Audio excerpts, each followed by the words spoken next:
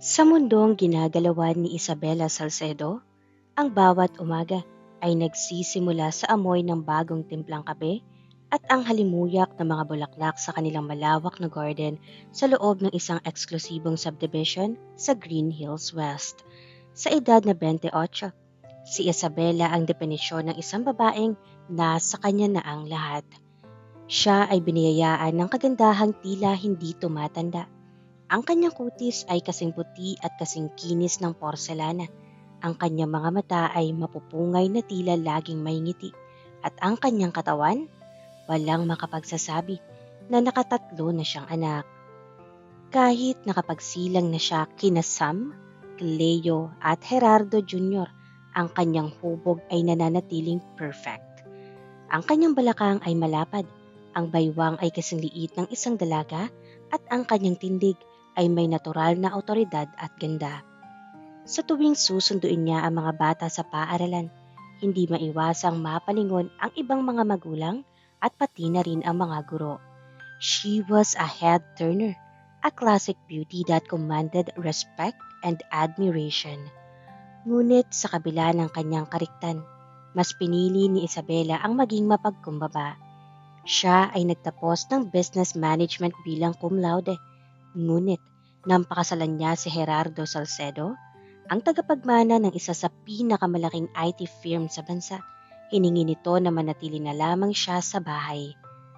Mahal, you don't have to work, malambing na sabi ni Gerardo habang magkayakap sila sa kanilang balkonahe noong unang taon ng kanilang kasal. I want you to be the queen of this house.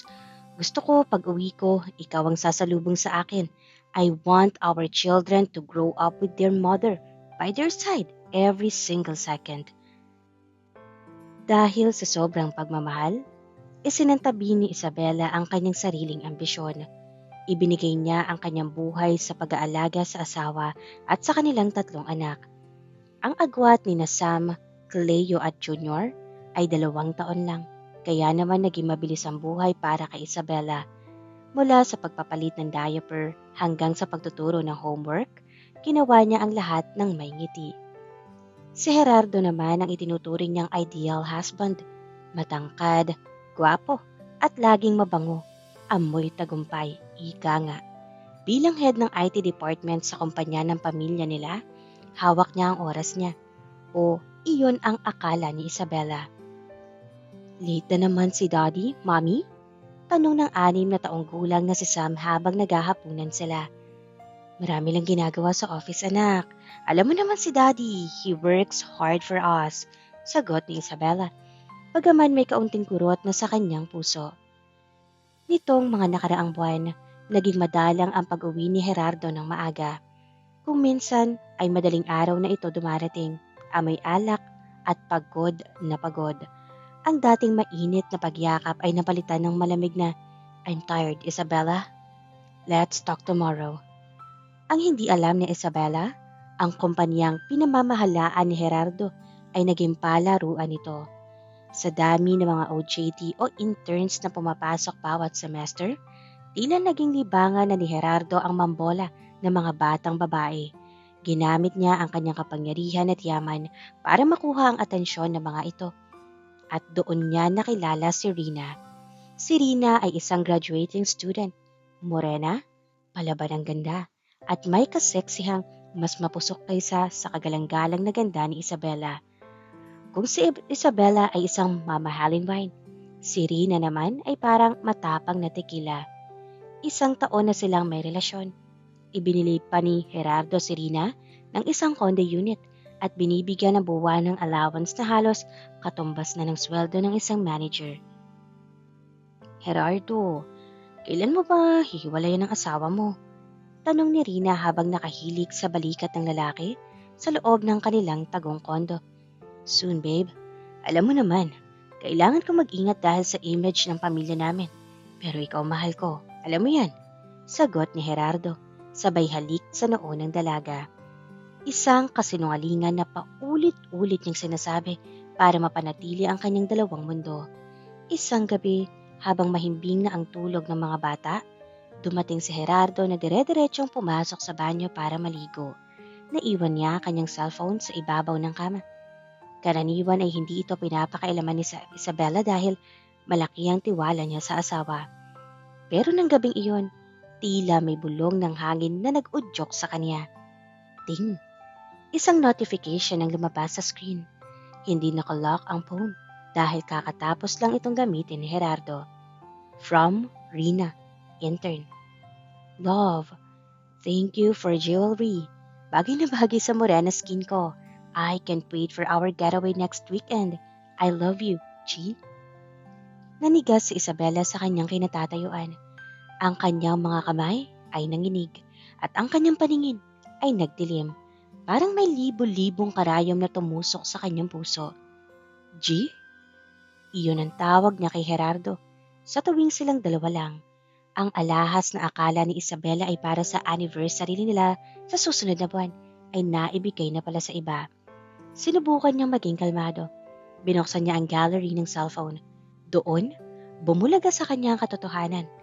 Dose-dose ng litrato ni na Gerardo at Rina, nagluluto, nagtatawanan, at mga litratong hindi dapat makita ng isang asawa. Ang masakit pa, nakita niya ang isang video kung saan sinasabi ni Gerardo sa babae na mas masarap kang kasama kaysa sa boring kong asawa sa bahay. Boring? Bulong ni Isabella sa sarili habang tumutulo ang luha sa kanyang pisngi. Isinakripisyo ko ang karir ko, ang buhay ko, para lang tawagin mong boring? Lumabas si Gerardo mula sa banyo. Nakatuwalya lang at amoy sabon. Nang makita niyang hawak ni Isabella ang kanyang cellphone, biglang nagbago ang ekspresyon ng kanyang muka. Mula sa pagod tungo sa takot na mabilis ding naging pagkairita. Bakit mo hawak ang phone ko, Isabella? I told you, I value my privacy. Sigaw ni Gerardo, sabay sa hablot sa cellphone. Tumingala si Isabella. Ang kanyang mga matang dati ay puno ng pag-ibig, ay ngayon ay puno na ng puot at pait. Privacy? O secrecy, Gerardo? Sino si Rina? Bakit siya may suot ng alahas na pamilya niyo ang nagmamay-ari? Hindi nakapagsalita si Gerardo.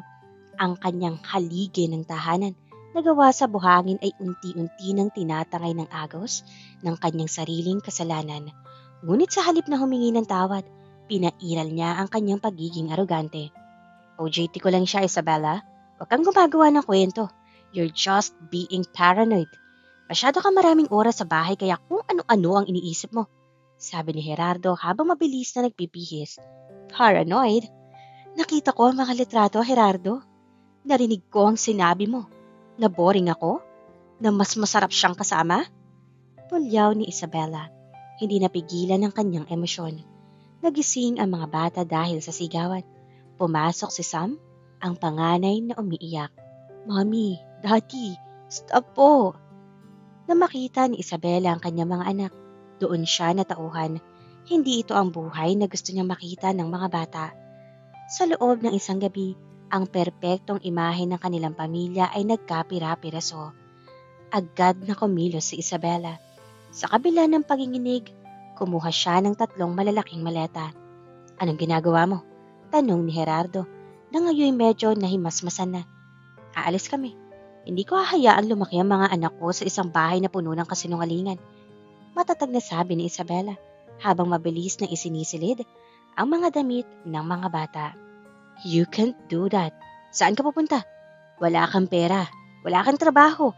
You're just a housewife, Isabella. Hindi mo kayang buhayin ng mga batang yan nang wala ako.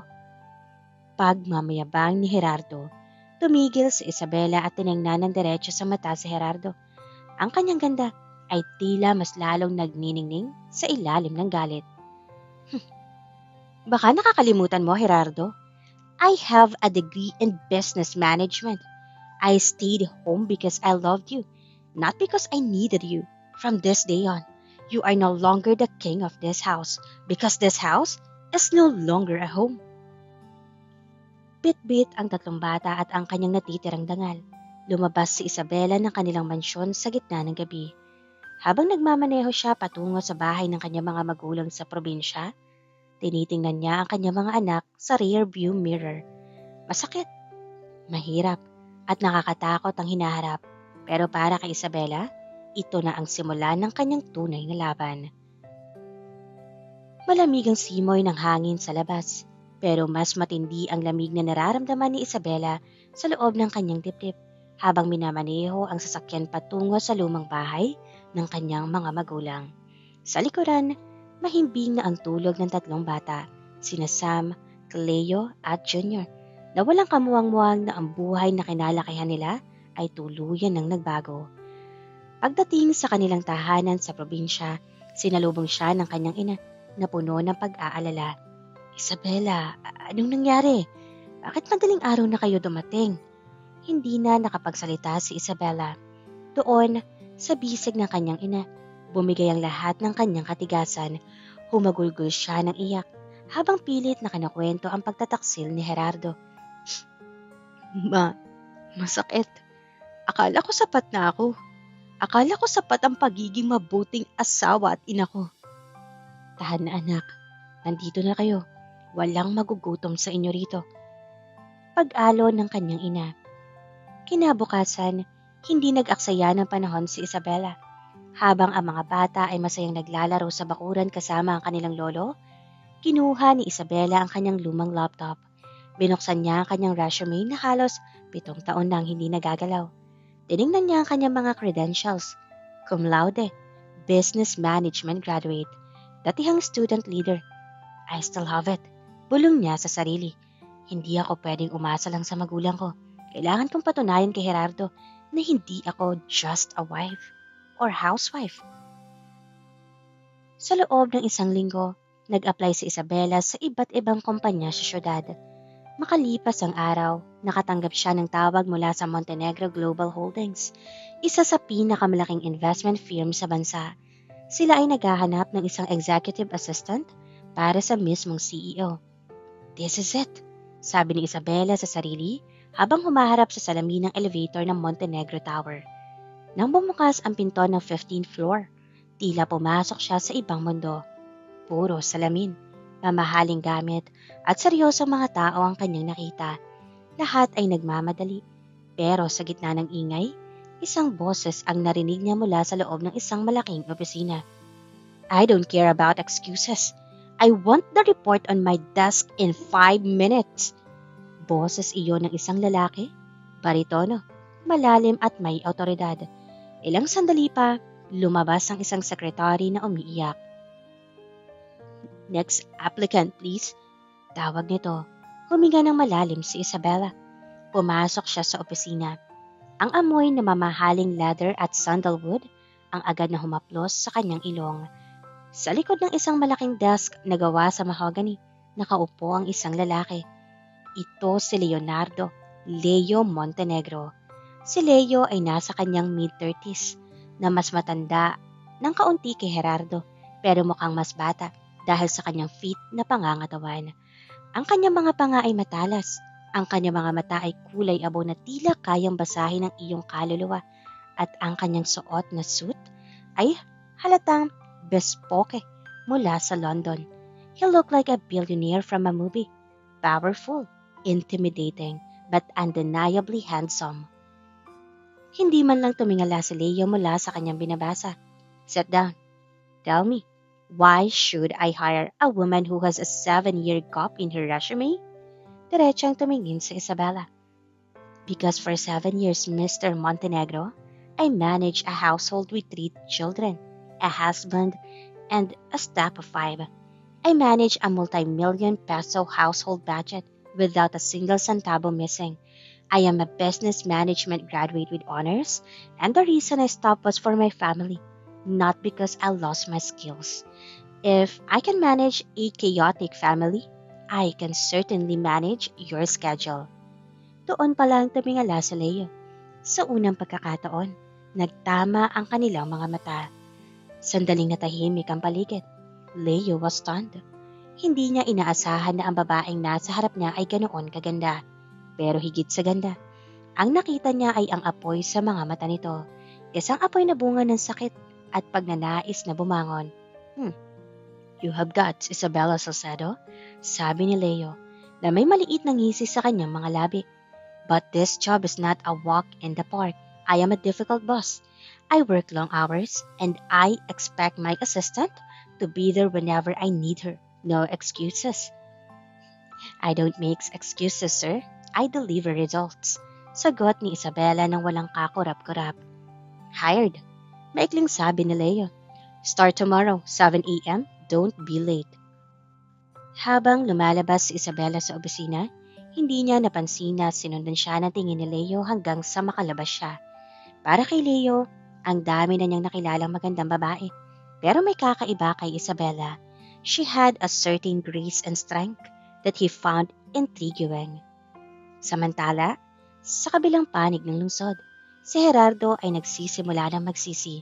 Akala niya ay magiging madali ang buhay kasama ang kabit niyang si Rina. Pero sa loob ng isang linggo, napagtanto niya ang malaking pagkakaiba. Gerardo, nasaan na yung allowance ko at bakit wala pang luto? Gutom na ako. Reklamo ni Rina habang nakahiga sa sofa at nagsa-cellphone. Rina, pagod ako galing sa office. Si Isabela pag uwi ko laging may pagkain at maayos ang bahay. Inis na sagot ni Gerardo. Di bumalik ka sa asawa mo. Wag mo kong itulad sa kanya, hindi ako katulong, no? Pulyaw ni Rina. Napahawak sa ulo si Gerardo. Nasanay siyang si Isabela ang gumagawa ng lahat mula sa pagpili ng kanyang isusuot hanggang sa pag-aalaga sa kanyang mga pangangailangan. Ngayong wala na ang asawa, tila naging magulo ang kanyang buhay. At ang mas masakit, hindi niya makausap ang kanyang mga anak. Tuwing tumatawag siya, hinaharang siya ng kanyang biyanan. I will get her back. Pulong ni Gerardo sa sarili. Hindi siya tatagal sa labas. Pabalik din yan sa akin. Kinabukasan, maagang dumating si Isabela. Bitbit niya ang kape ni Leo na eksaktong paraan kung paano nito gusto. Black, no sugar. How did you know my coffee presence? Or preference? Tanong ni Leo habang tinatanggap ang tasa. I did my research on your previous interview, sir. You mentioned it once in a business magazine. Sagot ni Isabela. Napailing si Leo habang nakangiti. Habang naglalakad sila patungo sa isang board meeting, aksidenteng natabig ni Isabela ang isang table at muntik na siyang matumba dahil sa kanyang high heels. Bago pa siya humalik sa sahig, isang malakas na braso ang sumalo sa kanyang baywang. Hinila siya ni Leo palapit sa kanyang dibdib. Sa sobrang lapit nila, amoy na amoy ni Isabela ang bango ni Leo. Isang bango na nagpahina sa kanyang mga tuhod. Careful, Isabela, bulong ni Leo. Ang kanyang mga mata ay nakatitig sa mapupulang labi ni Isabela. I can't afford to lose my best assistant on her first day. Biglang bumilis ang tibok ng puso ni Isabela. Matagal na siyang hindi nakakaramdam ng ganoong klaseng kuryente. Agad siyang tumayo ng maayos. Sorry sir, thank you. Get your things. We have a long day ahead. Sabi ni Leo, pero baka sa kanyang boses ang pagbabago ng tono. Hindi na lang ito boss na nag-uutos. May kung anong spark na nagsisimulang mabuo. Habang nagtatrabaho sila, hindi alam ni Isabela na may mga mata palang nagmamasid sa kanila mula sa labas ng gusali. Si Gerardo, na sinundan ng asawa, ay nakita ang tagpong iyon mula sa malayo. Nag-init ang kanyang dugo. Sinong lalaking yan? Galit na tanong ni Gerardo sa sarili. Hindi ako papayag na palitan mo ko ng ganon kabilis, Isabela.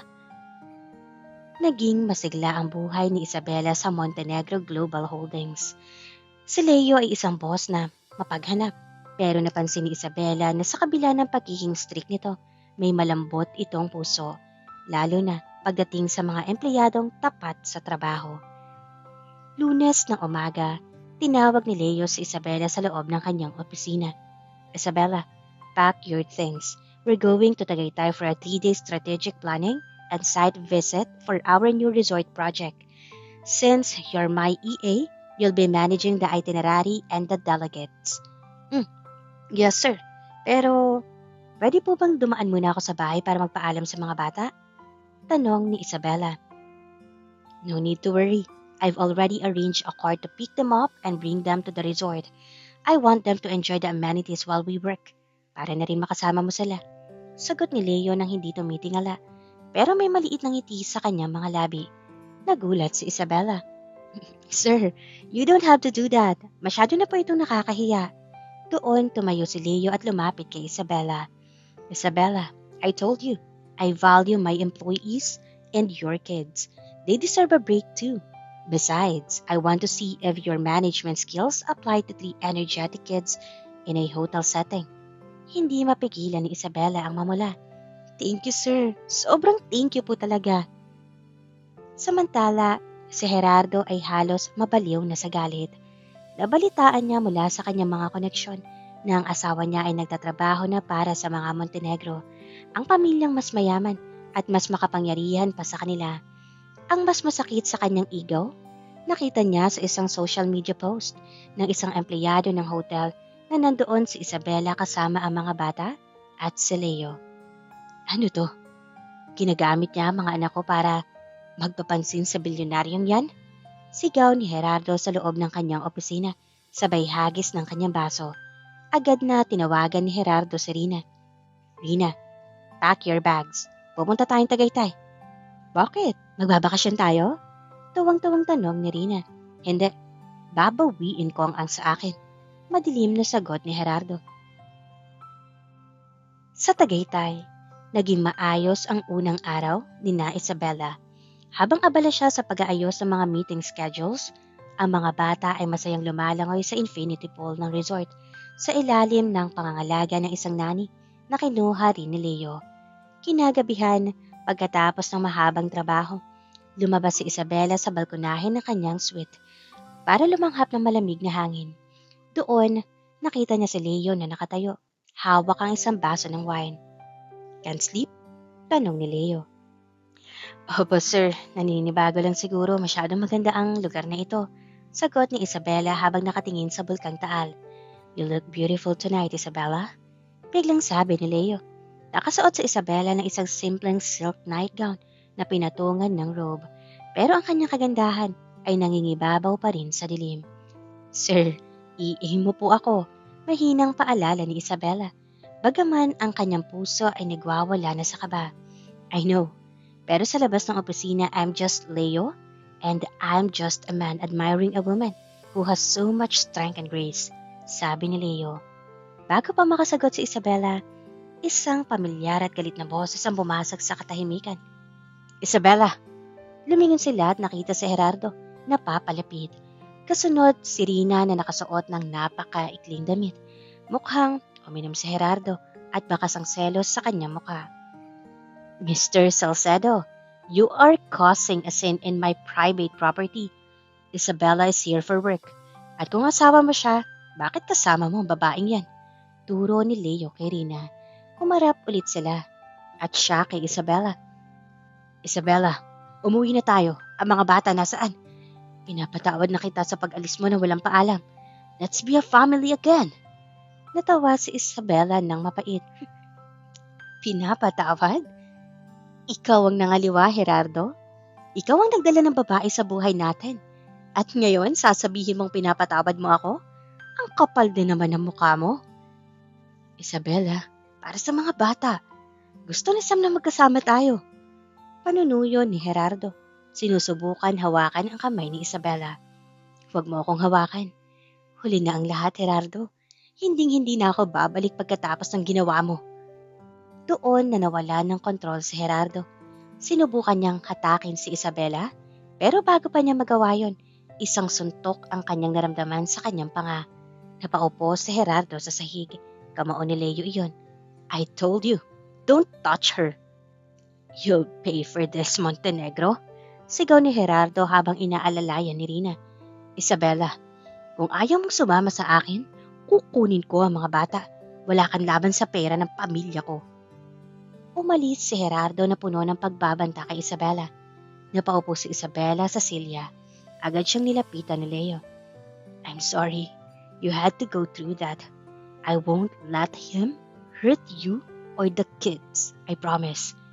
Sa gabing iyon, habang inaalalayan ni Leo si Isabella pabalik sa kanyang kwarto, isang mahabang sandali ang naganap sa harap ng pinto. Hinawakan ni Leo ang magkabilang balikat ni Isabella. I know, it's too soon. Pero gusto ko lang malaman mo, I'm willing to wait.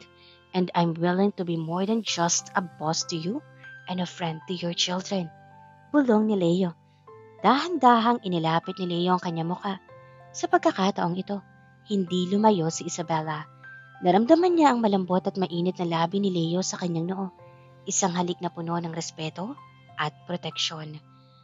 Matapos ang kaguluhan sa Tagaytay, bumalik si Isabella sa Maynila na may mabigat na kalooban. Bagaman panatag siya sa piling ni Leo, alam niyang hindi titigil si Gerardo. Sa opisina, isang tawag na lalaki ang nagpalingon kay Isabella. Mrs. Isabella Salcedo? Yes, ako nga, sagot ni Isabella. I am Attorney Rivera, representing Mr. Gerardo Salcedo. I'm here to serve you a petition for habeas corpus and a prayer for temporary custody of your 3 children. Nag-file din po ang kliyente ko ng adultery laban sa inyo. Paano? Hindi pa man sila opisyal na naghihiwalay sa batas, si Gerardo ang unang nagtaksil. At ang mga bata, ang pinakamahalagang bahagi ng kanyang buhay, ay sinusubukang agawin sa kanya. Eksaktong lumabas si Leo mula sa conference room at nakita ang namumutlang si Isabella na hawak ang mga papeles. Agad siyang lumapit at kinuha ang dokumento. Binasa niya ito ng mabilis. Ang kanyang mga panga ay nagngangalit sa galit. Get out of my office, attorney. Tell your client that he just started a war he cannot win. Bulyo ni Leo sa abogado. Pagkaalis ng attorney, nakita niyang takot at kaba ang nararamdaman ni Isabella ngayon. Listen to me, Isabella. Napatingin si Isabella sa mga mata ni Leo. I am a Montenegro. My family doesn't just have money. We have influence. I will hire the best legal team in the country. Hindi nila makukuha mga bata. Ang tungkol sa adultery charge, let them try. Wala silang pruweba dahil nilarespeto kita. Pero ang image ng kumpanya mo, Leo, you're a bachelor, a billionaire. Kapag nalaman ng media na involved ka sa isang hiwalayan, masisira ka. Pag-aalala ni Isabella, I don't care about the company's image if it means losing you and the safety of your children. Seryosong sabi ni Leo. Inilapit niya ang kanyang muka at hinalikan ang mga kamay ni Isabella. You are more than an assistant to me, Isabella.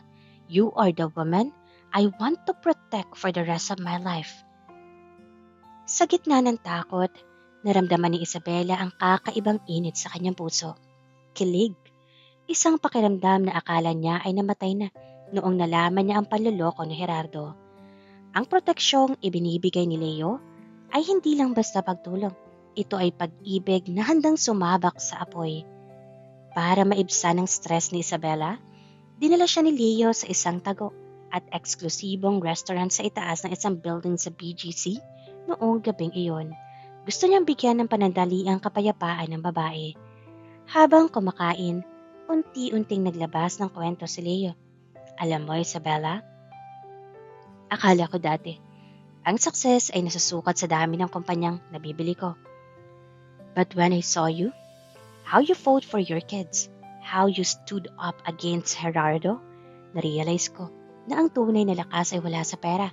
It's in the heart. Ngumiti si Isabella, ang unang tunay na ngiti matapos ang ilang araw. Salamat, Leo.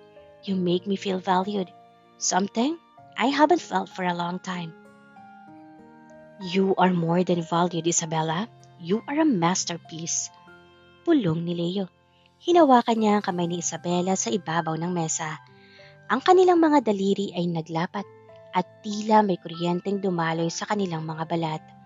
Sa sandaling iyon, hindi napansin ni Isabella at Leo na may isang photographer na nakatago at di kalayuan. Kumukuha ng bawat anggulo ng kanilang matamis na pagtatagpo. Kinabukasan, naging headline sa mga tabloid at social media ang mga litrato. Billionaire Leo Montenegro, nanira ng pamilya, ang sigaw ng mga balita. Agad na nagdiwang si Gerardo sa kanyang opisina. Ayan na, Isabella, sisirain ko ang pangalan niyo. Pabalik ka sa akin dahil wala ka nang pupuntahan. Tinawagan ni Gerardo si Isabella. Nakita mo na ang balita, Isabella? Bumalik ka na sa bahay. I'll drop the charges. I'll even fire Rina. Just come back. Ang mga bata, umiiyak. Hinahanap ka. Sinungaling ka, Gerardo. Kasama ko ang mga bata. Nasa pangangalaga sila ng mga magulang ko. Sigaw ni Isabella sa phone. Not for long, Isabella. The court order is coming. Mamili ka. Isang sirang reputasyon at kulungan kasama ang bilyonaryo mo o ang buong pamilya natin. Banta ni Gerardo. Pumasok si Leo sa opisina. Bit-bit ang isang bouquet ng mga pulang rosas. Nakita niya ang namumulang mga mata ni Isabella.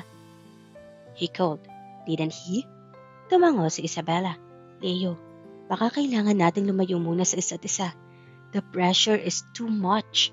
I can't let my children suffer because of my choices. No, we're not backing down. In fact, I have a surprise for you. We're going to my private island sa Palawan ngayong weekend. Just you and me and the kids. Doon walang media. Walang Gerardo at walang gulo. We need to recharge before the big battle in court. Leo, mahinang sabi ni Isabella. Let me take care of you. Just for a few days. Kalimutan muna natin ang mundo. Just be my Isabella and I'll be your Leo. Ang mga salitang iyon ay tila musika sa pandinig ni Isabella. Ngunit sa likod ng planong ito, may isang pasabog na inihahanda si Gerardo. Nalaman niya ang tungkol sa Palawan trip at balak niyang harangin ang mga ito sa mismong airport, kasama ang mga pulis at ang custody order. Ang hangin sa loob ng private hangar ng airport ay tila puno ng kuryente. Hawak ni Isabella ang mga kamay ni Sam at Cleo, habang ang bunsong si Junior ay karga ng kanilang nani. Relax, Isabella. I have everything under control. Bulong ni Leo. Nakasuot siya ng aviator sunglasses at isang simpleng puting linen shirt. Pero ang autoridad niya ay hindi maikakaila. Papunta na sila sa bungad ng maliit na jet nang biglang bumukas ang malaking pinto ng hangar.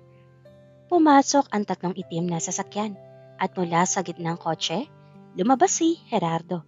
Kasunod niya ang dalawang lalaking nakauniforme ng pulis at si Attorney Rivera. Stop right there, sigaw ni Gerardo. Ang kanyang mukha ay pulang-pula sa galit. Isabella, hindi mo ilalayo ang mga anak ko sa akin. Officer, serve the order. Napatigil si Isabella. Ang puso niya ay tila gustong tumalon sa labas ng kanyang dibdib. Gerardo, please. Bakasyon lang ito. Huwag mong takutin ang mga bata. Lumapit ang isang pulis. Hawak ang isang folder. Mrs. Salcedo, we have a court order here for the immediate turnover of the minors to their father, pending the custody hearing. Naiyak na si Cleo at kumapit ng mahigpit sa binti ni Isabella. Mami, I don't want to go with Daddy. He's scary. Haharap na sana sa Isabella nang humarang si Leo. Kalmado lang siya. Tila inaasahan na ang eksenang ito. Attorney Rivera, I assumed you were a better lawyer than this. Did you check the latest update on the court docket this morning? Napakunot ang noo ng abogado ni Gerardo. What are you talking about, Montenegro? Inabot ni Leo ang kanyang sariling cellphone at ipinakita ang isang digital copy ng isang dokumento. At 8 a.m. today, as the order was issued by the Regional Trial Court, since my legal team filed a counter affidavit regarding the domestic abuse charges against Mr. Salcedo, the custody order is suspended until an evaluation by a social worker is completed. In short, your order is currently worthless. Namuti ang mukha ni Gerardo. What? Sinungaling ka. Pera lang yan, Isabella. Binayaran niya ang judge. No, Gerardo. Matigas na sabi ni Isabella na ngayon nagkaroon na ng lakas ng loob. Hindi lahat ng bagay nabibili ng pera. Minsan, sapat na ang katotohanan. At ang katotohanan ay hindi kaligtas na kasama ang mga bata dahil sa bisyo at ugali mo. Tumingin si Leo sa mga pulis. Gentlemen, you are trespassing on private property. Unless you want a formal complaint against your precinct for harassment, I suggest you leave now.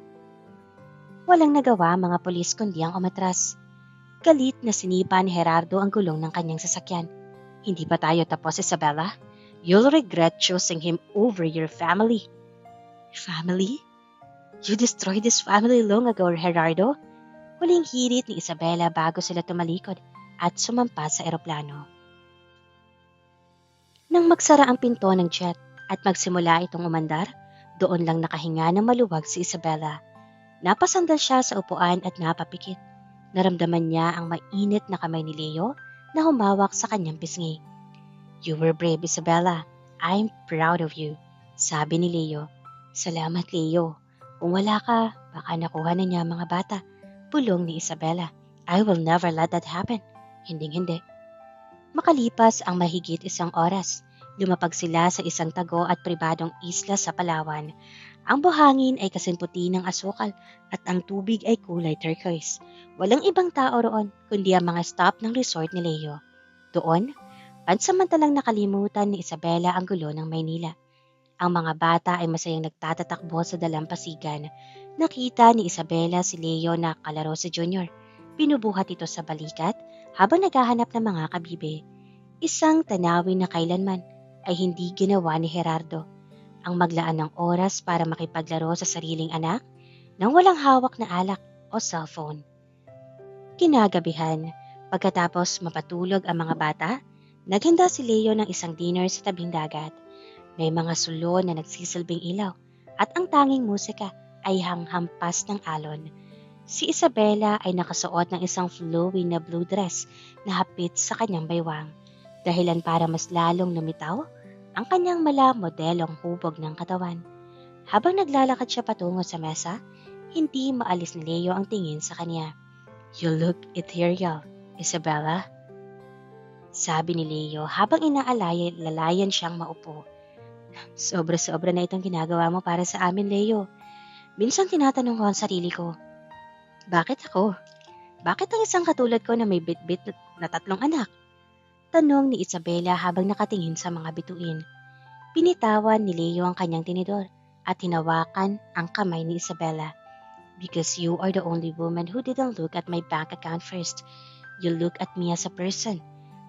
And seeing how you love your children, it made me realize what I've been missing in my life. I don't see them as a baggage, Isabela. I see them as a part of the women I'm falling in love with." Tumulo ang luha ni Isabela, hindi dahil sa lungkot, kundi dahil sa labis na emosyon. "Leo?"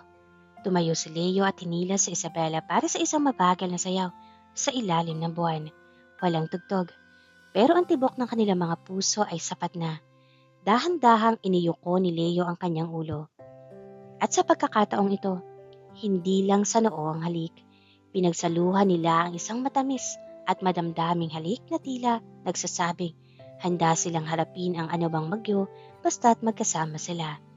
Sa gitna ng kilig, bumulong si Leo. "Stay with me, Isabela. Pagkatapos ng lahat ng ito, let's build a real home." Ngunit sa kabila ng tamis ng sandali, sa Maynila may nilulutong masama si Gerardo. Ang katahimikan ng Palawan ay tila isang magandang panaginip na biglang binulabog ng isang malakas na kulog. Hindi dahil sa ulan, kundi dahil sa sunod-sunod na pagtunog ng cellphone ni Leo habang sila ay nag-aalmusal sa harap ng dagat. "Excuse me, Isabela, I have to take this," seryosong sabi ni Leo. Nakita ni Isabela ang unti-unting pagdilim ng mukha ng bilyonaryo habang nakikinig sa kabilang linya. "What? How did they get those records? No, don't issue a statement yet. I'm heading back." Utos ni Leo bago ibaba ang tawag. "Anong nangyari, Leo?" Kabado at puno ng pag-aalalang tanong ni Isabela. Huminga na malalim si Leo at hinawakan ang kamay ni Isabela. "Gerardo leaked some confidential information about a merger we're doing. He's framing it as if I'm using your personal information and your past to manipulate some business deals. It's a mess, Isabela. The stocks are dropping, and the board of directors is asking for an emergency meeting." Nabitawan ni Isabela ang kanyang kutsara. "Hindi ikaw may kasalanan, Isabela. He's desperate. He's trying to hit me where it hurts the most, my integrity." Paliwanag ni Leo. Tumunog din ang cellphone ni Isabela. Rehistrado ang numero ng kanyang ina mula sa probinsya. "Hello, ma. Bakit po?" "Isabela, anak." Hikbi ng kanyang ina sa kabilang linya. "May mga lalaking dumating dito. Sabi nila, kukunin daw nila ang titulo ng lupa namin dahil sa mga utang ni Gerardo na kami ang ginawang guarantor ng hindi namin alam." "Pinirmahan mo raw ito, anak. Noon." Nanigaw at nanigas si Isabela. Naalala niya, noong sila pa ni Gerardo, madalas siyang papirmahin nito ng mga dokumento sa gitna ng pagmamadali o habang abala siya sa mga bata. Pinagkatiwalaan niya ang kanyang asawa. Ma, hindi ko alam. Wala akong alam na ginawa niya kaming guarantor. Sabi nila, kapag hindi ka daw bumalik kay Gerardo sa loob ng 2 araw, mawawalan kami ng tirahan at may banta rin sila Isabela, natatakot kami. Iyak ng matanda. Dito na naramdaman ni Isabela ang matinding guilt dahil sa kanyang paghahangad ng sariling kaligayahan. Nadadamay ang kanyang mga magulang. Napatingin siya kay Leo. Ang lalaking ito ay binigay ang lahat para sa kanya, pero ngayon ay nasisira ang kumpanya nito dahil sa kanya. Ang mga magulang niya naman ay nasa panganib. Leo, kailangan kong bumalik. Kailangan kong kausapin si Gerardo. Desididong sabi ni Isabela. No, Isabela, that's exactly what he wants. He's using blackmail. Let my lawyers handle the property in the province. I'll buy that land back for your parents. Kiit ni Leo. At kailan matatapos, Leo? Hanggang kailan mo ko tutubusin sa lahat ng butas na ginagawa ni Gerardo? Nakakahiya na, Leo. This is too much. You're losing your reputation and my parents are suffering. Baka tama siya. Baka sumpa ako sa buhay mo. Umiiyak na sabi ni Isabela. Don't ever say that, Isabela. Hinawakan ni Leo ang mga balikat niya.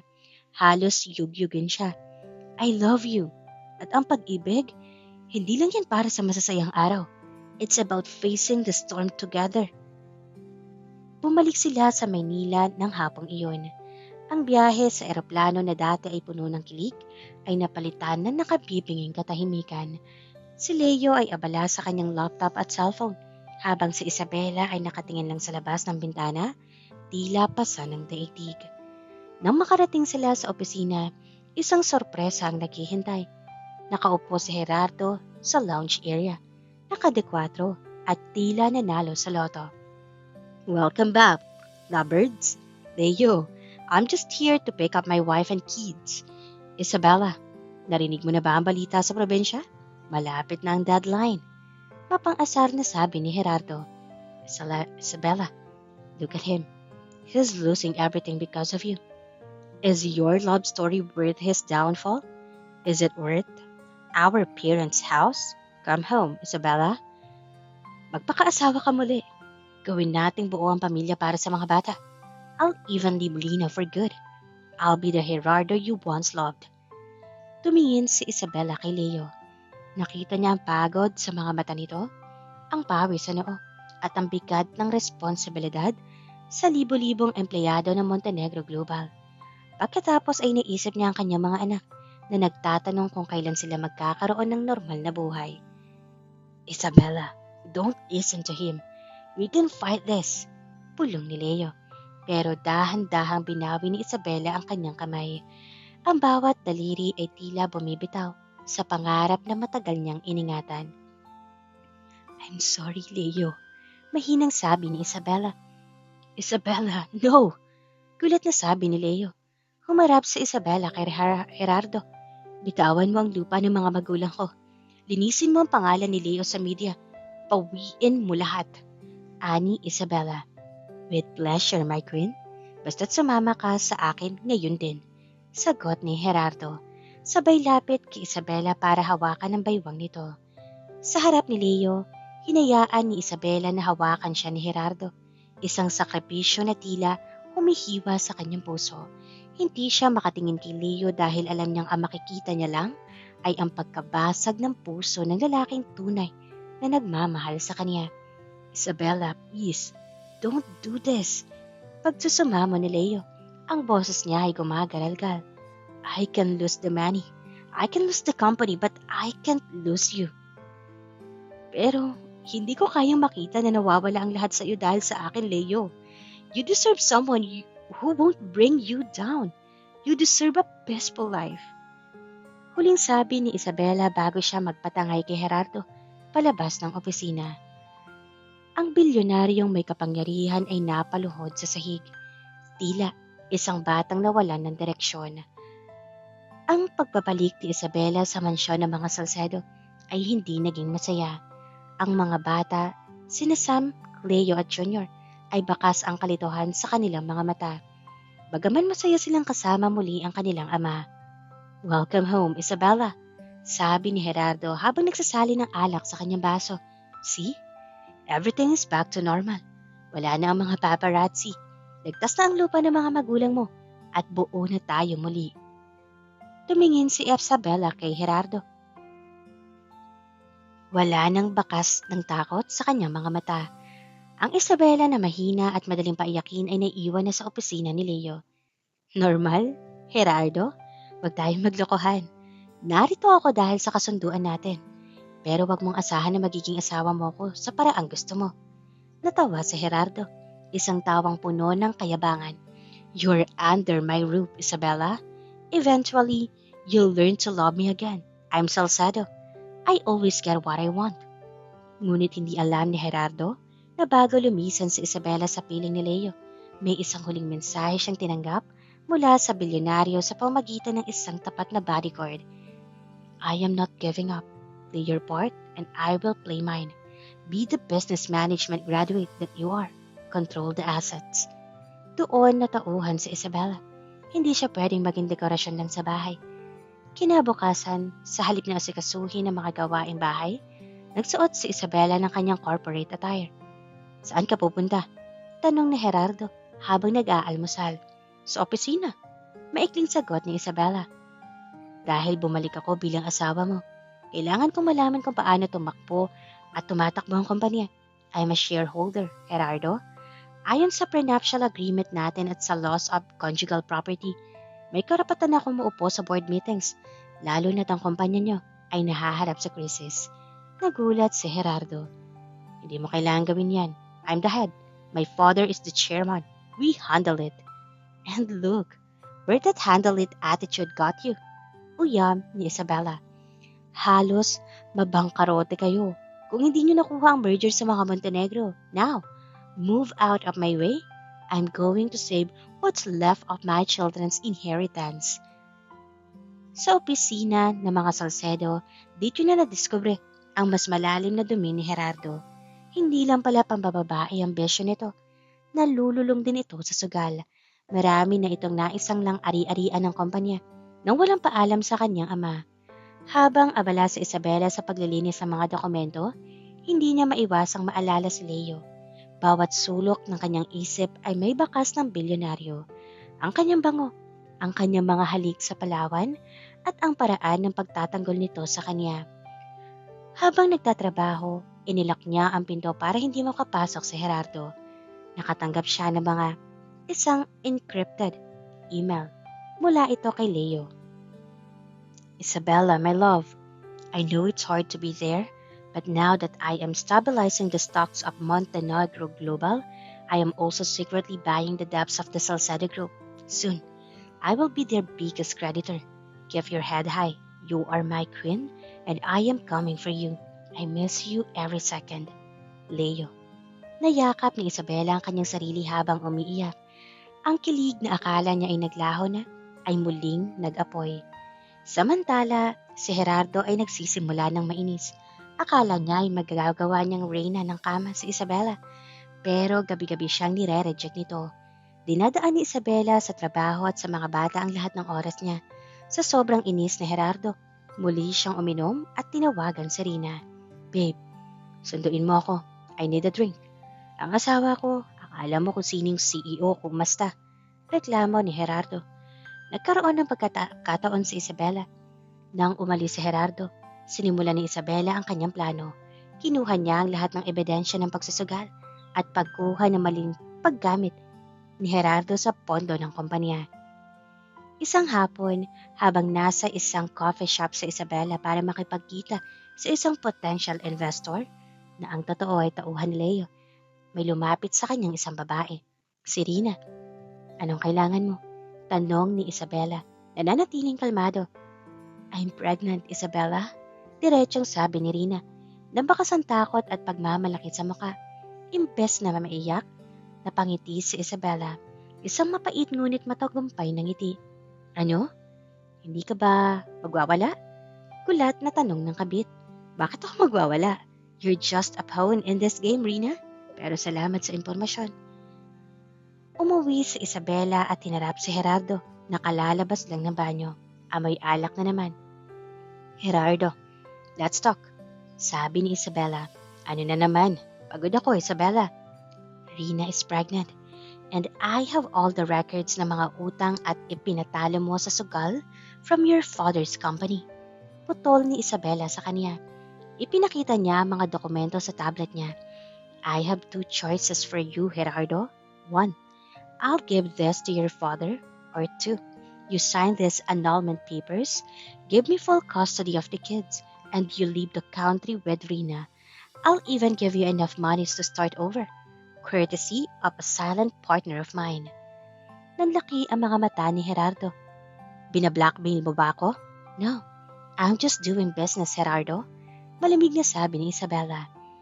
Sa labas ng mansyon, isang itim na Mercedes-Benz ang nakaparada. Sa loob nito, nakaupo si Leo.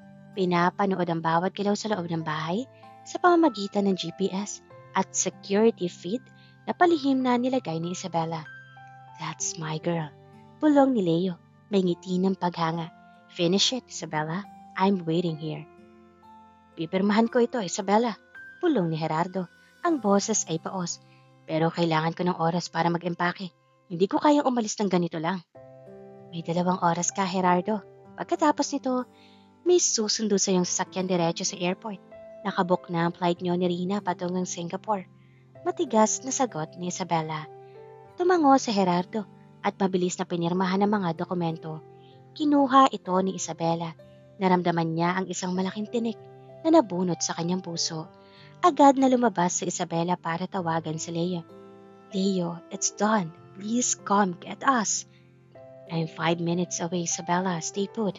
Huwag mong hihiwalayan ang mga bata. Sagot ni Leo sa kabilang linya. Ang boses ay puno ng pananabik at kaba. Ngunit ang 2 oras na hiningi ni Gerardo ay hindi para sa pag-eempake. Habang abala si Isabela sa pag-aayos ng gamit ng mga bata sa kabilang kwarto, palihim na pumasok si Gerardo sa silid ni Sam, Cleo at Junior. Kids, come with Daddy. Surprise ito para kay Mami. May pupuntahan tayong park. Pagsisinungaling ni Gerardo. Dahil ama pa rin ang tingin nila rito, sumunod ang 3 bata. Mabilis silang isinakay ni Gerardo sa isang lumang van na nakaparada sa likod ng mansyon. Isang sasakyang hindi rehistrado sa kanyang pangalan. Nang bumalik si Isabela sa kwarto ng mga bata at nakitang walang tao roon, biglang tumayo ang kanyang mga balahibo. Sam? Leo? Junior? Walang sumasagot. Patakbong pumunta si Isabela sa kwarto ni Gerardo. Pero wala na rin ito roon. Nakita niya ang bintalang nakabukas at ang mga bakas ng paa sa damuhan. Hindi, Gerardo, wag mong gawin ito. Sigaw ni Isabela. Halos mawalan siya ng malay sa takot. Eksaktong pumasok si Leo sa mansyon kasama ang kanyang security team. Nakita niyang hysterical si Isabela sa gitna ng hallway.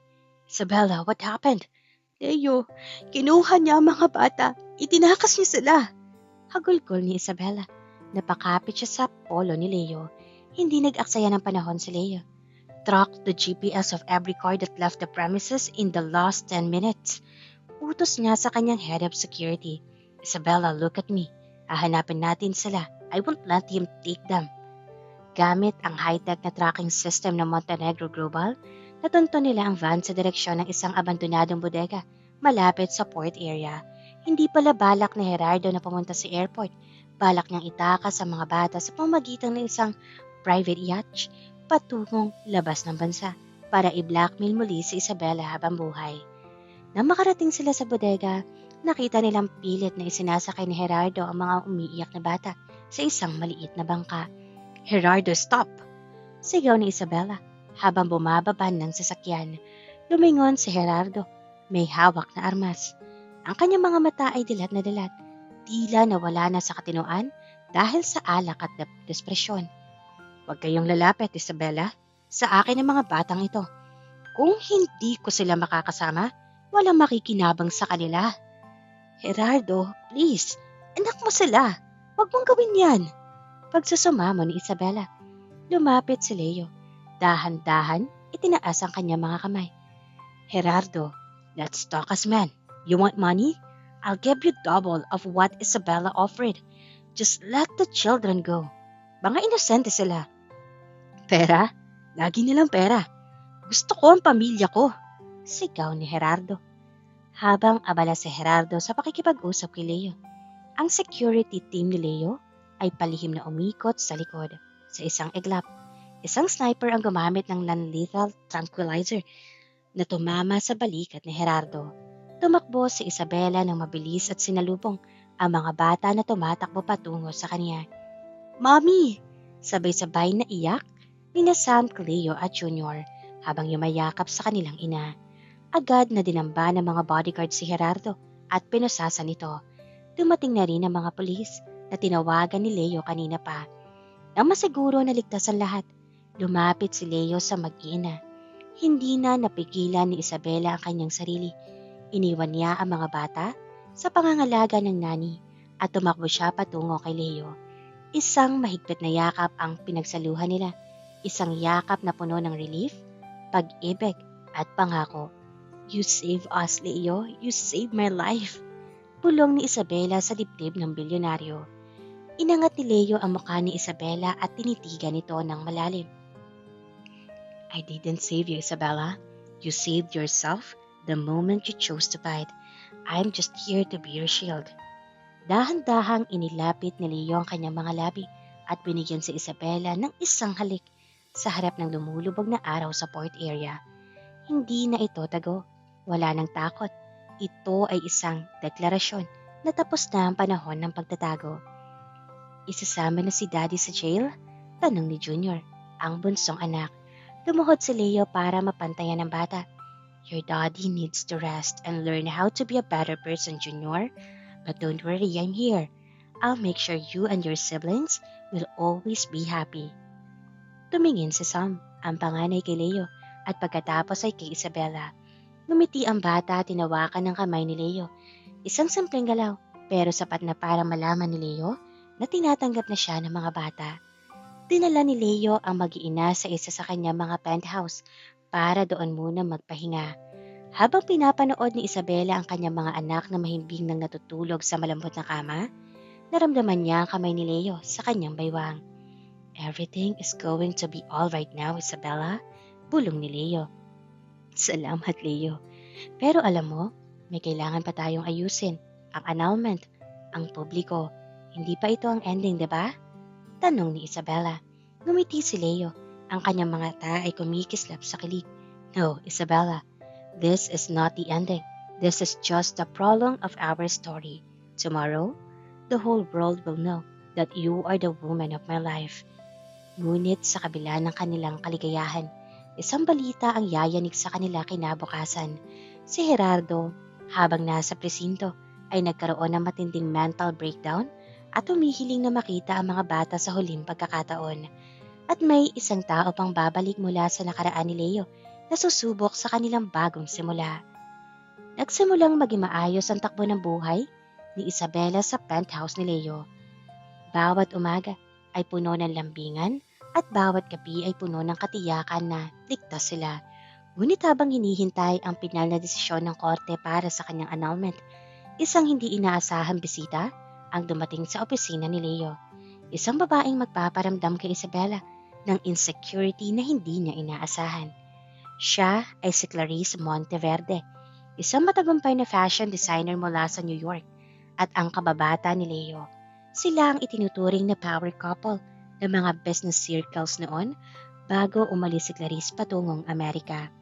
Pumasok si Isabela sa opisina ni Leo para iabot ang ilang pirmahan ng malaki niyang ng isang magandang babaeng mestiza na nakayakap kay Leo.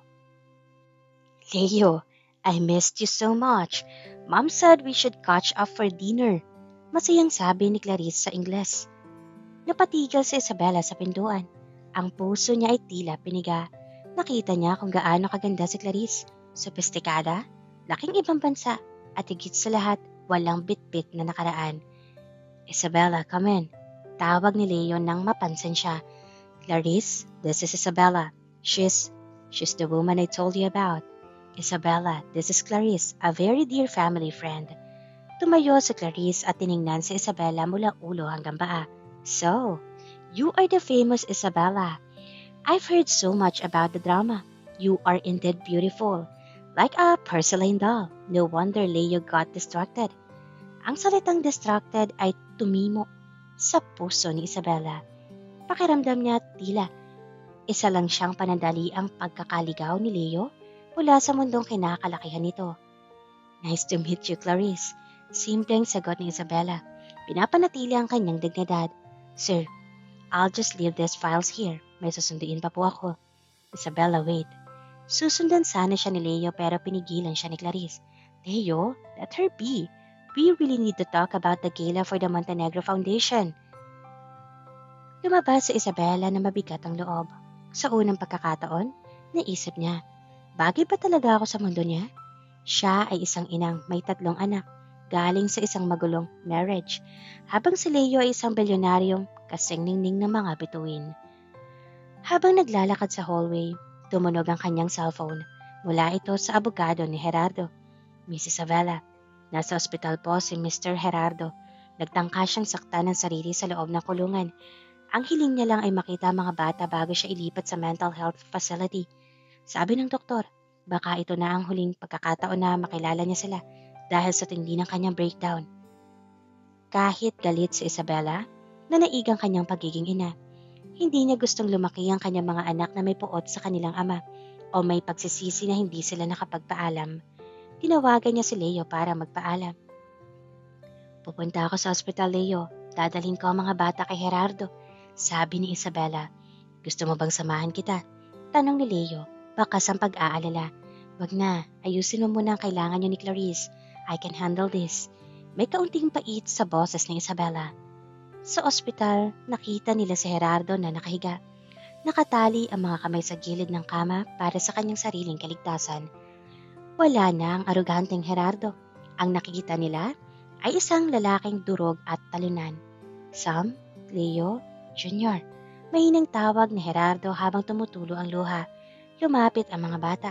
Hawak-hawak ang kamay ni Isabella. Daddy, why are you crying? Tanong ni Leo. I'm sorry. I'm so sorry. Hikbi ni Gerardo. Tumingin siya kay Isabella. Isabella, patawarin mo ako. Naging bulag ako. Nawala sa akin ng pinakamahalagang kayamanan dahil sa mga bisyong walang silbi. Patawarin mo ako kung naging krus mo ako. Napaiyak din si Isabella. Pinapatawad na kita, Gerardo, para sa mga bata at para sa sarili kong kapayapaan. Pero hindi na tayo pwedeng bumalik sa dati. Alagaan mo ang sarili mo para balang araw makita ka pa ng mga anak mo na maayos. Isang madamdaming yakap ang ibinigay ng mga bata sa kanilang ama. Ito ang huling paalam ng kanilang pamilya bilang buo. Paglabas ni Isabella sa kwarto, gumaan ang kanyang pakiramdam. Ang huling kadena ng nakaraan ay tuluyan ng naputol. Kahit pag-uwi niya sa penthouse, nakita niya si Clarice na nandoon pa rin, nag-aayos ng mga bulaklak sa mesa. Isabella, we need to talk, sabi ni Clarice.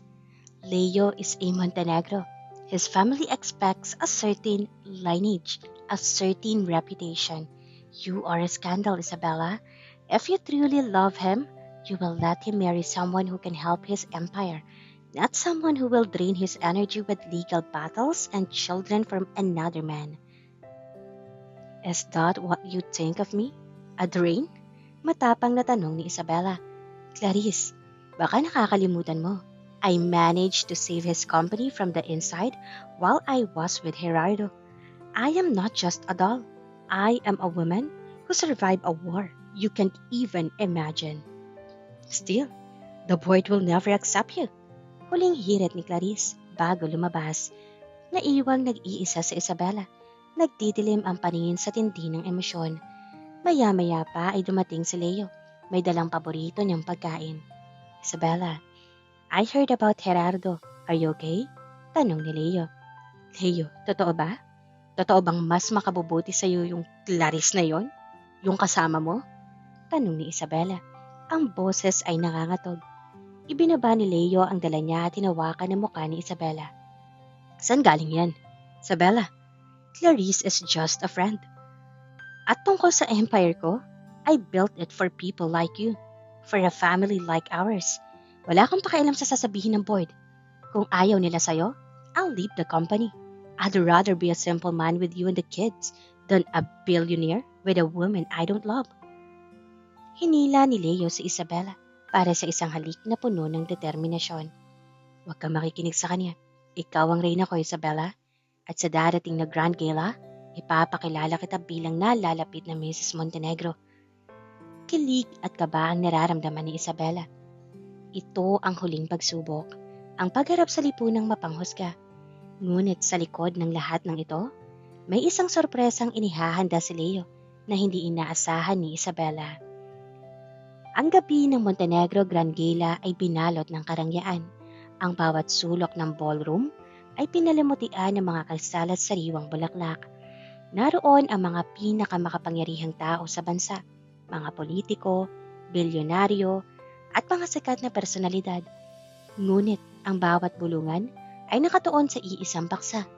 Sino ang babaeng nagpabago sa puso ng mailap na si Leonardo Montenegro? Sa loob ng isang pribadong kwarto, tinitingnan ni Isabela ang kanyang sarili sa salamin. Nakasuot siya ng isang custom-made na emerald green gown na gawa sa seda. Ang disenyo nito ay simple pero elegante na nagpapakita ng kanyang perpektong balikat at ang hubog ng kanyang katawan na tila hindi tumatanda. Ang kanyang kutis porselana ay mas lalong kuminang dahil sa suot niyang kwintas na gawa sa mga tunay na brilyante, isang pamana mula sa ina ni Leo. You look breathtaking, Isabela. Pulong ni Leo habang pumapasok sa kwarto. Nakasuot siya ng isang klasikong black tuxedo. Mukhang kagalang-galang at napakagwapo. Kinakabahan ako, Leo. Tumingin ka sa labas. Naroon si Clarice, ang board members. Lahat sila ay naghihintay na magkamali ako. Pag-amin ni Isabela. Hinawakan ni Leo ang kanyang mga kamay. Hindi ka magkakamali dahil hindi ka mag-iisa. Simula ngayong gabi, ang pangalang Isabela Salcedo ay itatabi na natin sa nakaraan. Ngayong gabi, ipakikilala kita bilang ang babaeng magiging katuwang ko sa lahat ng bagay. Nang bumukas ang malaking pinto ng ballroom, tumahimik ang lahat. Naglakad sina Leo at Isabela nang magkahawak kamay. Ang bawat hakbang ni Isabela ay puno ng grace at kumpiyansa. Nakita niya si Clarice sa gilid na mukhang hindi makapaniwala sa ningning na taglay ni Isabela. Umakyat si Leo sa entablado at kinuha ang mikropono. Ladies and gentlemen, thank you for joining us tonight. Marami ang nagtatanong tungkol sa mga balitang lumabas nitong mga nakaraang buwan. Ngayon, gusto ko itong linawin. Ang babaeng nasa tabi ko ay si Isabela. Siya ang dahilan kung bakit nananatiling matatag ang Montenegro Global sa gitna ng krisis. She is a brilliant business mind, a dedicated mother, and the woman who taught me that true wealth is not found in stocks, but in the people we love. Nagulat ang lahat nang lumuhod si Leo sa harap ni Isabela. Kinuha niya ang isang maliit na velvet box. Isabela, you've been through a lot. You carried a cross that wasn't yours to bear. Tonight, I want to give you a new beginning. Will you marry me and let me be the father your children deserve? Napaiyak si Isabela sa harap ng lahat. Hindi ito dahil sa hiya, kundi dahil sa sobrang kaligayahan. Yes, Leo. Yes! Nagpalakpakan ng lahat. Maging ang mga board members na dati ay tutol ay napatayo sa tindi ng emosyon.